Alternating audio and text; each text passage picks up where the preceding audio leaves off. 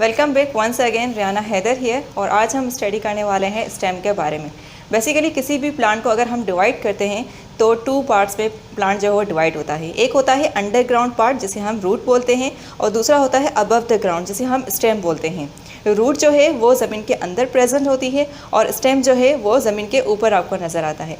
Stem के बारे में हम फर्दर डिस्कस करेंगे।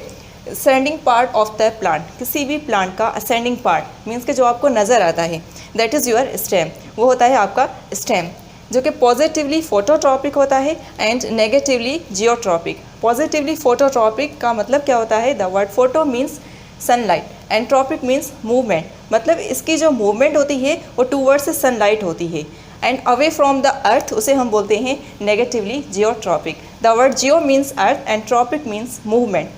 अगर स्टेम की जो पोजीशन है टूवर्ड्स सनलाइट होती है, मतलब कि ये क्या है? फोटोट्रॉपिक है। And away from the earth होता है तो उसे हम बोलते हैं नेगेटिवली जियोट्रॉपिक।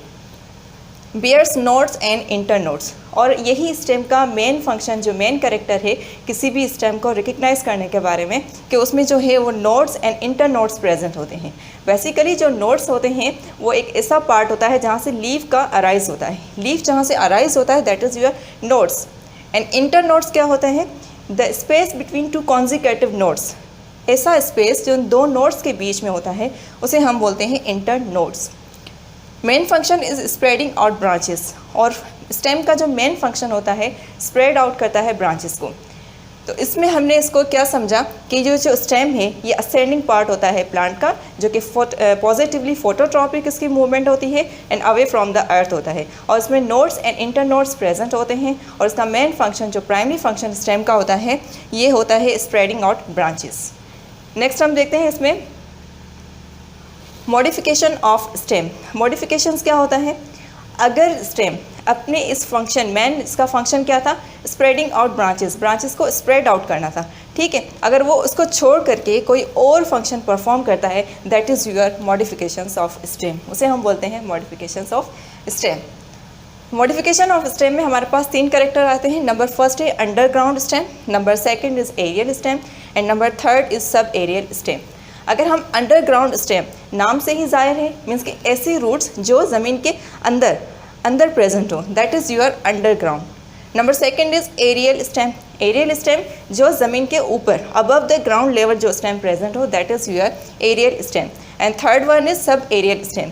ऐसी स्टेम जो ना कि ज़मीन के अंदर कम्प्लीटली प्रेजेंट हो और ना के ऊपर, मीन्स कि half is underground and half is above the ground, that is your sub aerial stem. Number first one is underground stem. अगर हम अंडरग्राउंड स्टेम को समझने की कोशिश करें कि what is underground stem, underground stem में हमारे पास नंबर फर्स्ट में आ जाता है राइजोम। राइजोम इसमें हमारा एग्जाम्पल है अंडरग्राउंड स्टेम में। Underground and horizontally grow end nodes and inter nodes. Rhizome की डायग्राम यहाँ पे आप देख सकते हैं, ठीक है। अब ये क्या है? अंडरग्राउंड स्टेम है, ज़मीन के अंदर ये प्रेजेंट होती है एंड हॉरिजेंटली ग्रो करती है। इसकी जो ग्रोथ हो रही है ये हॉरिजेंटली हो रही है, क्रीपिंग स्ट्रक्चर इसमें प्रेजेंट होती है। और इसमें इस तरह के मार्क्स, अगर आप जिंजर घर में लेकर देखोगे ना, तो उसमें आपको इस तरह की मार्क्स नज़र आएंगी, और इस मार्क्स में क्या होता है? Nodes and internodes present होती है। राइजोम की एग्जाम्पल हमारे पास जिंजर, टर्मरिक एंड फर्न्स। यहाँ पे राइजोम में आपने जिंजर की एग्जाम्पल देखी, जहाँ पे ये मार्क्स प्रेजेंट होते हैं, ये शो करते हैं कि इसमें nodes and internodes present है। और याद रखिए यही इसका मेन कैरेक्टर होता है कि इसमें nodes and internodes present है।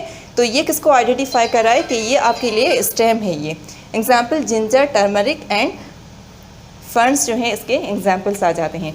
नंबर सेकेंड हम देखते हैं अंडरग्राउंड स्टेम में। नंबर सेकेंड है हमारे पास tuber.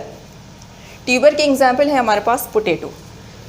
Underground stem and horizontally grow that soil up and advantages birds in eyes. अब ये क्या होता है?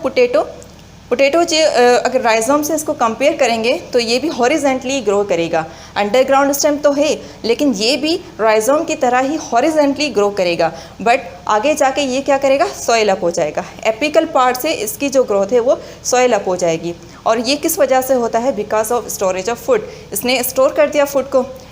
सेम अगर यहाँ पे इसकी हॉरिजेंटली ग्रो हो रही है, अंडरग्राउंड स्टेम है, तो पोटैटो भी अंडरग्राउंड स्टेम है और इसकी भी हॉरिजेंटली ग्रोथ हो रही है। बट डिफरेंस क्या आ जाता है कि यहाँ पे सॉइलिंग नहीं होती और यहाँ पे पोटैटो में सॉइलिंग हो जाती है, जो कि एपिकल पार्ट से इसमें सॉइलिंग स्टार्ट हो जाती है। देन इसमें क्या होता है, adventitious buds. Everyone seen potato at your home. Then इसमें क्या होता है, एडवेंटिशियस बर्ड्स जो है ना वो नज़र आती हैं। और बर्ड्स क्या होती हैं, ये वाइट कलर की आइज़ होती हैं, जो कि एडवेंटिशियस बर्ड्स हैं। अगर इसको आप कट करके किसी भी ज़मीन पे से ग्रो करोगे तो एक न्यू प्लांट जो है वो अराइज होगा। तो हमारे पास जो ट्यूबर की example say that is potato. Potato हमारे पास ट्यूबर की एग्जांपल है। उसके बाद थर्ड हम देखते हैं, इसमें हमारे पास आ जाता है corn. And what is corn? Corn में हमारे पास एग्जाम्पल आ जाता है कोलोकेशिया एंड ग्लेडिलोस। कोलोकेशिया एंड ग्लेडिलोस जो है वो एग्जाम्पल्स हैं कॉर्न की। और बेसिकली कॉर्न क्या होता है, कॉर्न इज़ ग्रो वर्टिकली। ठीक है, अगर आप राइजोम को देखें, राइजोम में हमने स्टडी किया कि ये हॉरिजेंटली ग्रो करेगा। ठीक है, और पोटैटो को हमने स्टडी किया, ट्यूबर को हमने स्टडी किया तो ये हॉरिजेंटली ग्रो करेगा, फर्दर आगे जाके ये सॉइल अप हो जाएगा।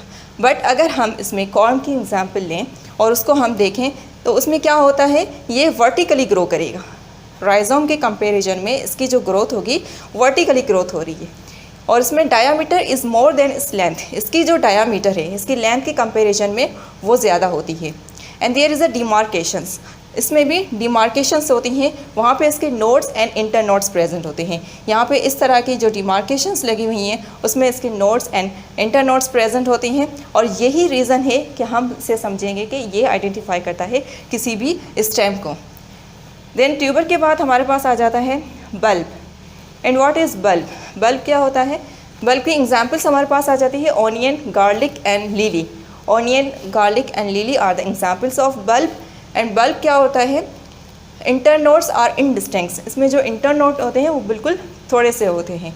Fleshy scaly leaves. अगर आप किसी भी ऑनियन को उठाकर देखोगे तो ये जो नीचे वाला वाइट स्ट्रक्चर होता है जिसे हम बोलते हैं रिड्यूस डिस्क, इसे बोला जाता है रिड्यूस डिस्क, जो जिसको आप काट कर फेंक देते हो। देन इसके ऊपर होती हैं स्केली, फ्लेशी स्केली लीव्स होते हैं जो हम ईट करते हैं, सलाद वगैरह बनाते हैं उसमें इसको यूज़ करते हैं। इन दोनों को, एक रिड्यूस डिस्क प्लस में ये लीव्स, स्केली लीव्स, इन दोनों को मर्ज करेंगे तो इसको बोला जाता है बल्ब। बेसिकली ये बल्ब होता है। इसमें क्या होता है, फ्लेशी स्केली लीव्स प्रेजेंट होते हैं और रिड्यूस डिस्क जिसे हम स्टेम बोलते हैं। अब जो रिड्यूस डिस्क है ना, ये इसकी क्या होती है, इसकी ये एडवेंटिशियस स्टेम होती है। और लीव्स कहाँ प्रेजेंट होते हैं, ये जो ऊपर इसका पार्ट होता है दैट इज़ एडवेंटिशियस स्टेम। और इसके बाद है ट्यूनिका आउटर लेयर। जब भी आप ओनियन को ऊपर से उसकी जो छिलका उतारते हैं दैट इज़ योर ट्यूनिका, वो होता है ट्यूनिका। और ये पॉसिबल नहीं है कि हर किसी में ही ये प्रेजेंट हो, किस में ये ट्यूनिका प्रेजेंट होता है एंड किसी में ये प्रेजेंट नहीं होता। Tunica is present is called tunicated. अगर ये छिलका या ये ट्यूनिका प्रेजेंट है तो उसे हम बोलेंगे tunicated. And tunica is absent that is your scaly. अगर वो ट्यूनिका एब्सेंट है तो हम बोलेंगे स्केली। स्केली में हमारे पास एग्जाम्पल आ जाता है lily. A lily doesn't have tunica. Lily के पास कोई भी ट्यूनिका प्रेजेंट नहीं होती। और ट्यूनिका के हमारे पास दो टाइप हैं, एक है सिंपल ट्यूनिकेटेड जो कि हम ओनियन में देखते हैं, and garlic is complex. Garlic में कॉम्प्लेक्स जो है वो ट्यूनिका प्रेजेंट होता है।